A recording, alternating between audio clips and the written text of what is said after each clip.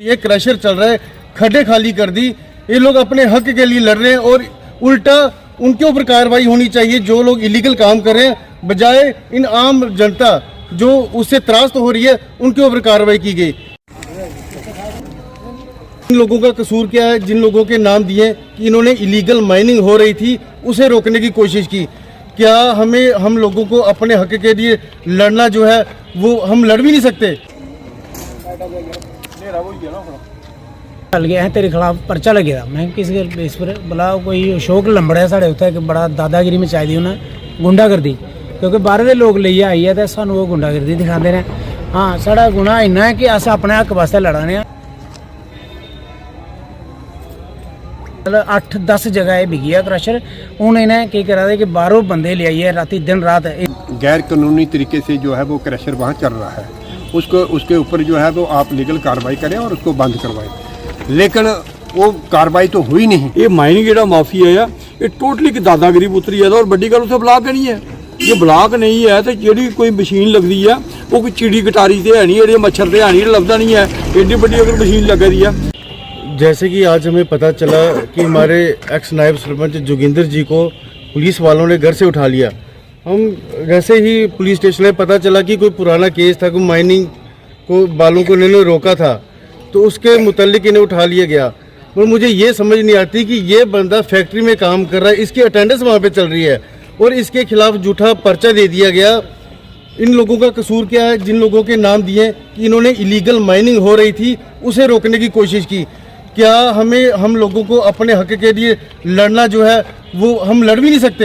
हाँ, ये लोग अपने राइट के लिए कि इन्हें वहाँ पे परेशानी होती है, क्रशर चल रहा है, खड्डे खाली कर दी। ये लोग अपने हक के लिए लड़ रहे हैं और उल्टा उनके ऊपर कार्रवाई होनी चाहिए जो लोग इलीगल काम कर रहे हैं, बजाय इन आम जनता जो उससे त्रास्त हो रही है उनके ऊपर कार्रवाई की गई। इसलिए मैं मीडिया के माध्यम से एडमिनिस्ट्रेशन को बोलना चाहता हूं कि एडमिनिस्ट्रेशन का काम है जनता के लिए, जनता के प्रति काम करना वो एडमिनिस्ट्रेशन का, ना कि सरमाएदार लोगों के लिए। अब देखो, मैं डिप्टी सीएम साहब को भी आपके माध्यम से बोलना चाहता हूं कि आपका डिपार्टमेंट आपके मुताबिक काम नहीं कर रहा। आप बड़े बड़े दावे कर रहे हो मगर आपके नाक के नीचे आपका डिपार्टमेंट जो है वो लोगों को हरास कर रहा है और इसके ऊपर संज्ञान लेने की ज़रूरत है। ये मैं एडमिनिस्ट्रेशन को बता देना चाहता हूँ कि हम लोग बर्दाश्त नहीं करेंगे। कोई चाहेगा कि हमारे साथ धक्का हो जाए और ये कोई डिक्टेटरशिप जो है हम लोग नहीं चलने देंगे, चाहे इसके लिए हमें जान की कुर्बानी देनी पड़े, हम पीछे नहीं हटेंगे। हमें हाईवे बंद करना पड़ेगा, हमें प्रोटेस्ट करना पड़ेगा, मगर हम लोग अपने हक के लिए लड़ेंगे और ये बेइंसाफी जो है अपने साथियों के साथ ये कभी भी होने नहीं देंगे। मेरा नाम जोगिंदर सिंह है, एक्स सरपंच नायब सरपंच कठेड़ा। मसला है सर, मिगी कोई पता नहीं कि मसला की है। साढ़े चंद दिन पहले तुम दिखे होना, तुम मीडिया ने मतलब सारा जो पाइप साढ़े उत्ते मौके पर जाइए जी क्रैशर जो स्टोन क्रैशर लगे दा पलाम मोड़ गल होती है। पर अज जो आस्ता है अज मिगी कोई पता नहीं है। मैं फैक्ट्री कम करना, मैं नाइट इंचार्ज है हाटली मोड़, तो मिगी उस दिन का मैं फैक्ट्री है कोई पता नहीं है। अज भी मैं सही उठा गाइए घा पा था तो पुलिस गई। मैं सोचा चलो साढ़े उत्थे कई बार चले आर्मी वाले आते मेरे को, बाकी भी आते जाते सारे। मैं सोचा मैं आओ सर बैठो। मैं कहा नहीं तुम चलो अं थाने जाना। मैं दसो की गल की हुई? बोला नहीं तो उत्थे जाइए दस गए। मैं देखो मिगी कोई कपड़ा चप्पल कोई कुछ भी नहीं सुनाओ गल गया है तेरे खिलाफ पर्चा लगे दा मैं किस बेस पर? बोला कोई अशोक लंबड़ा साढ़े उत्थे बड़ा दादागिरी मचाई दी उन्हें गुंडागर्दी क्योंकि बाहर के लोग लेइयै आई है तो सानू वो गुंडागर्दी दिखाते हैं।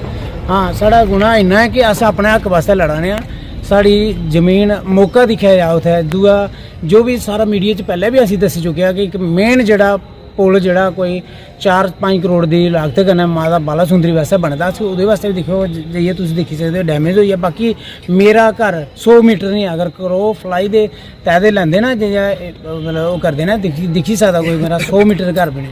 अस अज तो नहीं काफ़ी चिर पहले लगे। ये मतलब 8-10 जगह बिकी है क्रशर। हूँ इन्हें की करा दे कि बाहरों बंदे ले आइए राती दिन रात इन्ना कुछ करने के बावजूद भी लोग उत्थे इन्हें माइनिंग वाले आख्या कि साढ़े कोल नहीं फड़ाते क्योंकि उन्हें फोन करी थे पहले पता नहीं कि चक्कर है। पहले गड्डियां बाहर कड्ढी लैंदे जो माइन वाले उत्थे पुजदे, उसदे बाद इन्हें आख्या तुसीं थोड़ी साड़ी हैल्प करो। असें इन्हें कि गड्डियां मौके आखदे नहीं गड्डियां लगदियां नहीं खड्डे। एडे एडे बड़े खड्डे उत्थे हालत खराब करती साढ़ा पानी का तुसीं दिक्खो जियां हुण मेरे सरपंच साहब जां डोगरा साहब सना दे कि साड़ी हालत खराब है। लोग जेहड़े ना ये इन्ने परेशान लोग ने कि अस लोकें दे कन्नै नहीं चलना। सर मैं तो अपनी गल करना, ये तो कुछ भी नहीं है। अगर अपनी कुर्बानी भी देना पई अपने लोगों वास्ते मैं दिन रात हाजिर हैं, तैयार हैं, क्योंकि अपने हक वास्ते असी गलत नहीं चलते तो ना गलत करते, अं गलत के खिलाफ है। रही गल ये मेरा इहदा जेहड़ा मैं थोड़े माध्यम कन्नै एडमिनिस्ट्रेशन DC साहब गी और मैं मतलब SSP साहब गी रिक्वेस्ट करगा कि मेरी इहदी वेरीफिकेशन की है, क्योंकि मैं उत्थे जाइए मेरे फैक्ट्री भी जाई सकते हो कि मेरे कन्नै बेनजाज कीता जेहड़ा मिगी इहदा इंसाफ दिलाना चाहिदा। नहीं तो फिर बाद अज्ज इन्हें मिगी लियांदा मेरे थाने पुज्जने कोला पैह्ले मेरे पंच सरपंच मेरे सीनियर सरपंच और जिन्ने भी पब्लिक मेरी पैह्ले आई चुके थे। लेकिन ये अगर अस अपने हक नहीं लड़ी सकते अपने हक वास्ते, फिर दसो मौका दिक्खेआ जाइए अगर अस गलत हैं तो सानू गलत करार दिता जा कि गलत कौन है सही गया। अज कोला पैह्लें असी इन्ने लोग अस पैह्ले साढ़े सीनियर सरपंच और साढ़े लोग जेह्ड़े सारे SSP साहब कन्नै DC साहब कन्नै डेपूटेशन साढ़ा जेह्ड़ा बार मिलेआ और असीं थाने भी एप्लीकेशन दित्ती है। जेह्ड़े चुनी लाल ओह् करा दे न जो साढ़े इस केस दी ओह् करा दे न उं'दे कोल असें दित्ती दी है कम से कम 50 बंदे दे साइन होने। अच्छा रही गल दूई जी है कि और अस लड़ना लास्ट दम तक भी लड़ना, गलत असी अपने एरिया च नहीं होना। बाहरों लोग लियाइए तो उत्थों करदे। मेरी दी जिहड़ी है वो पूरी वेरीफिकेशन होनी चाहिए और मिगी इंसाफ देना चाहिए। मेरे खिलाफ जिहड़ा पर्चा लगे दा वो मेरी पब्लिक मेरे लोग मेरी फैक्ट्री मेरा ड्यूटी दे उत्थे कैमरे पूरी लोकेशन कढ़ाई जाए कि मैं ठीक अपनी सही है या गलत है। पहले भी हम एक बार DC साहब से मिले थे कि उस टाइम भी उस क्रैशर वाले के जो वहाँ काम करने वाले लोग हैं और वहाँ उन्होंने मशीन पे एक लड़के को लोडर में उठा के कुछ 100 मीटर आके जाके उसको फेंका था। उसने तो पूरी कोशिश की थी उसको मारने की, लेकिन उसकी किस्मत थी कि वो बच गया। उसी के संदर्भ में हम DC साहब से मिले थे और हमने DC साहब को कहा था कि एक तो वो गैर कानूनी तरीके से जो है वो क्रैशर वहाँ चल रहा है, उसके ऊपर जो है वो आप लीगल कार्रवाई करें और उसको बंद करवाएं। लेकिन वो कार्रवाई तो हुई नहीं। उसके बाद फिर उन लोगों ने वहाँ इलीगल तरीके से माइनिंग शुरू की। रात को कोई तकरीबन कोई जो कह रहे हैं कि 9:30 बजे की बात है, तो उस समय वहाँ इलीगल तरीके से वो उन्होंने माइनिंग शुरू कर दी। और इन लोगों ने जाके देखा, क्योंकि ये लोग वहाँ रह रहे हैं, ये 0 लाइन पे हैं, जहाँ क्रैशर लगा है वहाँ 0 लाइन पे इनके घर हैं, वहाँ रिहायशी एरिया है, वहाँ रेजिडेंशियल एरिया है।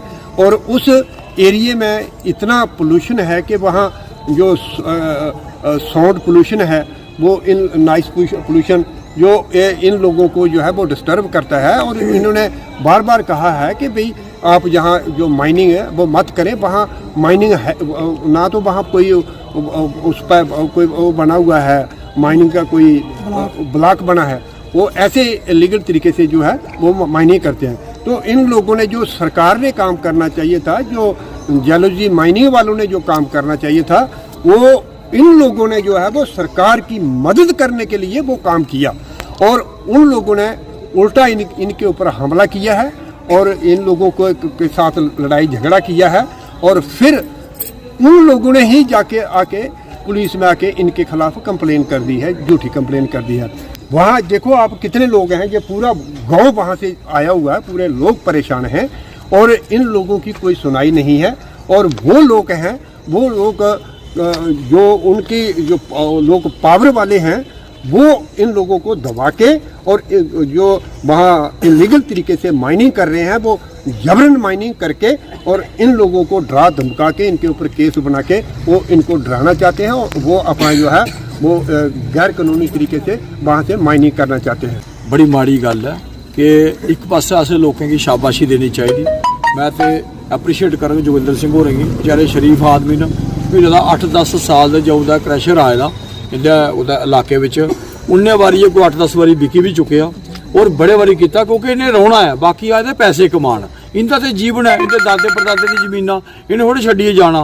घर कन्नै अगर 100 फुट की दूरी के उपर क्रैशर लगे दा होगा 50 फुट के उपर, तो मैं तो आखना बंदा तो छोड़ो जो जानवर भी नहीं रही सकता। गल यह पता नहीं कियां रवा देना। और जिला वो अपने राइट आस्तै बोलन अपनों जिला उन्हें ऑब्जैक्शन है तो फिर दादागिरी है, तो दादागिरी टोटली लब्भे दी गल यह है। कि भाई पैसे का साढ़े कोल जोर है, अस पुलिस का भी मिसयूज कर लैगे, परचा लगे है, इन्वेस्टिगेशन तो करो कम से कम जाइए कि भाई उत्थे जेह्ड़े ग्रां च होआ दा कि अज पूरा ग्रां एक पासा होई दा, जेह्दे कोला बड्डा दिक्खना ओह्दा कल होर दिक्खी लैगे।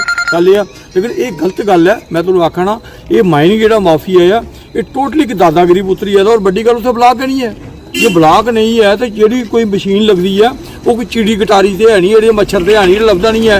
एड्डी बड्डी अगर मशीन लगी दी है, एक मुड़े की टापे च पाई है तो 100-200 मीटर जाइए लेइए उसी बंदा कि अंदर उन्न होना चाहिए, उन्न है अंदर उसी करना जो अपना रोके दा।